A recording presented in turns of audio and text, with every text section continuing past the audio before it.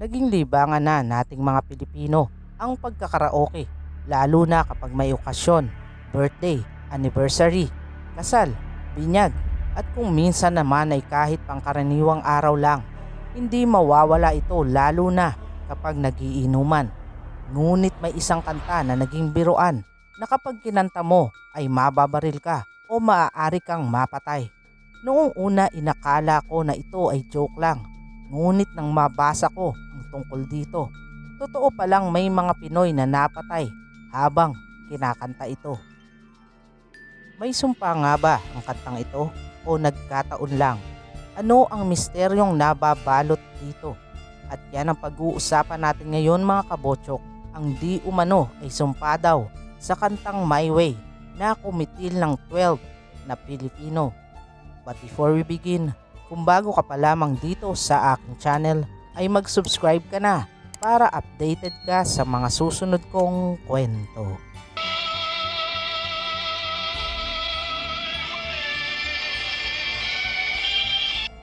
Ito ang kanta ni Frank Sinatra na My Way, kung saan 12 na Pinoy ang napatay habang kinakanta ito. Ano nga ba ang meron sa kantang ito? Meron nga ba itong evil powers? Ang una nating dapat malaman ay kung gaano nakakapagtaka ang mga pangyayari.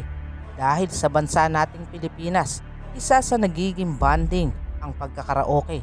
Nagiging escape natin ito sa mga problemang kinakaharap. Walang-wala sa isip ng mga biktimang ito na ang pakikipagkasiyahan pala nila o pagkanta ng My Way ay magiging dahilan ng kanilang pagkamatay. December 2017, isang chairman sa Tondo ang ng mga oras na ito ay nasa Christmas party kasama ang mga kapitbahay at kasamahan sa barangay. Masaya ang kanilang pagtitipon na nauwi sa isang kalunos-lunos na pangyayari nang kumanta na si chairman ng My Way. Bago ito kumanta, nag-joke pa ito. Nakakantahin niya ang killer song para sa pinali. At yun na nga, habang kinakanta niya ito, may bigla na lamang tumawag sa kanyang pangalan at bigla na lamang siyang binaril na naging dahilan ng kanyang agarang pagkamatay. Bumalik naman tayo mga kabotsok sa mga naunang biktima ng kantang ito. January 16, 1998, isang gabi nang may dalawang grupo ng lalaki ang nagkasabay pumunta sa isang karaoke bar.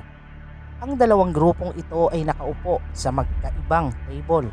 Ngunit meron silang isang kanta na parehas nilang nagustuhang kantahin, ang My Way. Si Jaime Palaganas ay kabilang sa isa sa nasabing grupo. Na feel nito ang pagkanta ng kantang ito. Hanggang habang kinakanta niya ito, sumabay sa kanya na may malakas na boses si Tony Ferrer na kabilang naman sa kabilang grupo. Hindi nagustuhan ni Jaime ang pagsabay ni Tony sa kanyang pagkanta, lalo na at halos mas malakas pa ang boses nito sa kanya. Sobra itong nainsulto kung kaya't naging dahilan ito ng matinding away ng magkabilang grupo na nauwi sa pagkamatay ni Tony. Fast forward naman po tayo ng kaunti. May 29, 2007, isang pangkaraniwang araw ng Martes, isang 29 years old na lalaki ang kumakanta ng My Way sa isang karaoke bar kasama ang kanyang mga kaibigan. Masaya ang kanilang bonding noong una kahit ang security guard ng nasabing bar ay nakikikanta sa kanila. Hanggang nang kantahin nito ang My Way na medyo wala sa tono. Nang mga oras na to, medyo nakainom na ang lalaki. Dahilan upang mawalan ito ng pakialam kung nasa tono pa ba siya o hindi. Hanggang nang marahil ay nainis ang security guard sa boses nito. Sumigaw pa ito na wala sa tono ang lalaki nang hindi siya nito pansinin. Dahil nga lasing na, binunot nito ang kanyang service gun at walang sabi-sabi nitong binaril ang kawawang lalaki sa dibdib. Mapapaisip ka talaga mga kabotsok. Ganoon ba talaga nila kagusto ang kantang ito na makukuha nilang kumitil ng isang buhay nang dahil lang dito? Dahil ng August 2014, nangyari na naman ito. Ang 24 years old na si Sammy Dakutanan Jr. ay lumabas kasama ang kanyang katrabaho na si Policardo Recamara. Noong una maayos silang nagiinuman nag-uusap ng mga tungkol sa trabaho. Hanggang sa mag-request si Sammy na kakanta siya ng My Way sa videoke. Ngunit nang mag-uumpisa na ang kanta, sinabi ni Policardo na siya daw dapat ang kakanta ng Frank Sinatra. Kung kaya't wala namang nagawa si Sammy at ibinigay ang mikropono dito na medyo naiinis. Nang umuwi na sila dahil nga nakainom, hindi mawala sa isip ni Sammy ang kanyang pakiramdam ng pagkainsulto sa ginawa ni Policardo. Kung kaya't sinabihan niya ito at walang sabi-sabi nitong sinaksak si Policardo sa likod. Kung mapapansin nyo mga kabotsyok, ang My Way killings ay parang may kakilakilabot na pattern.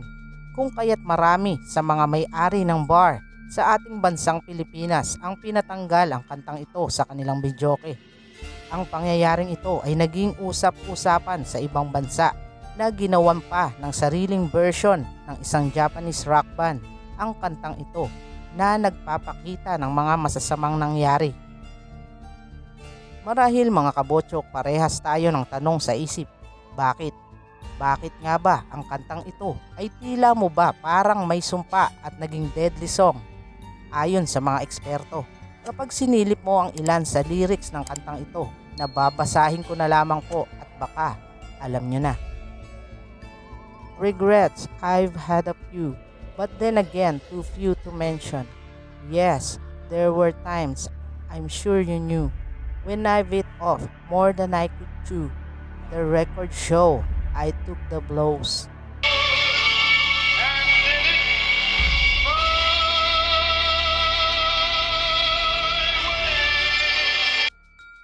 Ayon sa kanilang theory, ang kantang ito ay celebration ng isang uri ng arrogance and pride na kapag narinig ng isang tao na maraming mga insecurities, wala sa isip, sobrang nakainom at may malaking inis, maaari itong makaisip ng masamang bagay at hindi na mapigilan at bigla na lamang sumabog sa galit. Ganito mga kabotsyok kung paano ang mga sitwasyon ay nakakaapekto sa utak ng tao psychologically. Mga kabotsyok, kahit ano pa ang ating pinaniniwalaan tungkol sa kantang ito, hindi pa rin natin maaalis ang katotohanan na ang mga taong naging biktima ay may mga pangarap, may mga mahal sa buhay na ngayon ay nagdudusa dahil sa biglaan nilang pagkawala, nang dahil lang sa simpleng hindi pagkakaunawaan na madadaan pa sana sa magandang usapan. Huwag po sana tayong padadaan sa sobrang inis, inggit at init ng ulo dahil sa isang pagkakamali lamang natin, buhay ang maaaring maging kapalit. Ano ang masasabi nyo dito mga kabotsyok? I-comment nyo na lang po sa ibaba. At yun na nga mga kabotsyok, hanggang dito na lamang po tayo. Kung nagustuhan ninyo ang ating kwento ay pakiclick na po ang like at magkita-kita po tayo sa susunod kong upload. Maraming salamat po.